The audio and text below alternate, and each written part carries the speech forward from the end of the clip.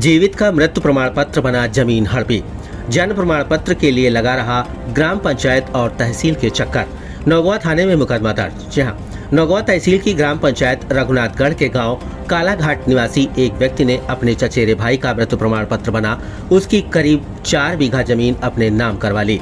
पता चलने पर पीड़ित ने नौगवा थाने में मुकदमा दर्ज कराया।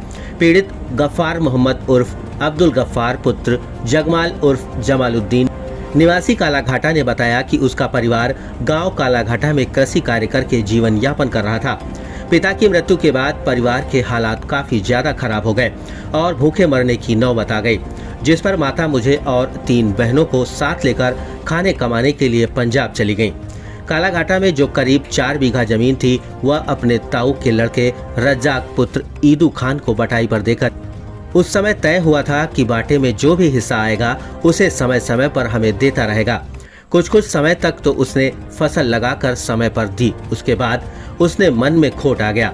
ये कहकर टालता रहा कि फसल नहीं हो पा रही, जब होगी तो तुम्हें बाटे में फसल दे देंगे। अब्दुल गफ्फार मोहम्मद ने बताया कि परिवार का व्यक्ति होने के कारण हमने उस पर शक नहीं किया, लेकिन उसने मृत्यु प्रमाण पत्र बनवाकर जमीन अपने नाम कर ली और फिर जमीन का बेचान कर दिया। गफ्फार मोहम्मद ने बताया कि रज्जाक ने अधिकारियों के साथ मिलकर मेरा फर्जी मृत्यु प्रमाण पत्र बनवाकर षड्यंत्र पूर्वक जमीन अपने नाम कर ली। बिरादरी के समक्ष इस मामले को रखा गया तो ताऊ के लड़के ने अपना जुर्म कबूल किया, जमीन की कीमत देने की बात कही। जब हम जमीन के पैसे लेने के लिए गए तो उसने जान से मारने की धमकी दी, जिस पर नौगवा थाने में मुकदमा दर्ज कराया गया। जन्म प्रमाण पत्र के लिए लगा रहा चक्कर। जी हाँ, गफ्फार मोहम्मद का मृत्यु प्रमाण पत्र तो आसानी से बन गया, लेकिन जीवित होने के बावजूद भी जन्म प्रमाण पत्र बनवाने के लिए उसे ग्राम पंचायत और नौगवा तहसील के चक्कर काटने पड़ रहे हैं।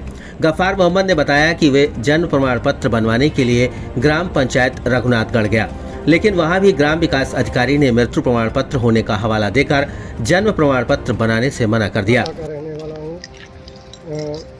80 में मेरे पिताजी मर गए थे।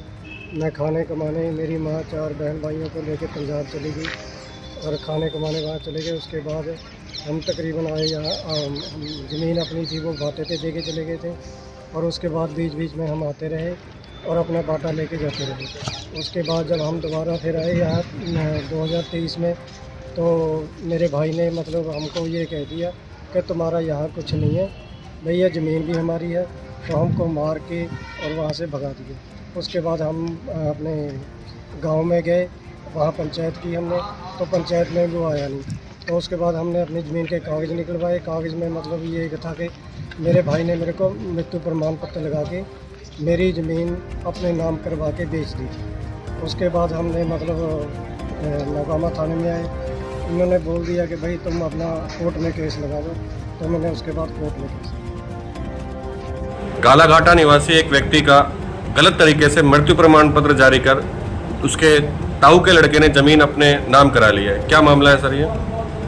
वो आज एक प्रार्थना पत्र हमारे को मिला है कि भाई हमारे मतलब गलत मृत्यु प्रमाण पत्र जारी हो गया और उससे वो जमीन दूसरे के नाम हो गई।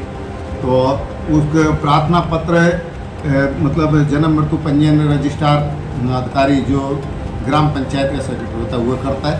तो संबंधित पंचायत को उस प्रार्थना पत्र को भिजवा रहे, जो नियम अनुसार उसकी जांच कर रिपोर्ट पेश करेगा और उसमें जो भी हमारे होगा जो कानून कार्रवाई होगी उसमें नियमानुसार कार्रवाई होगी।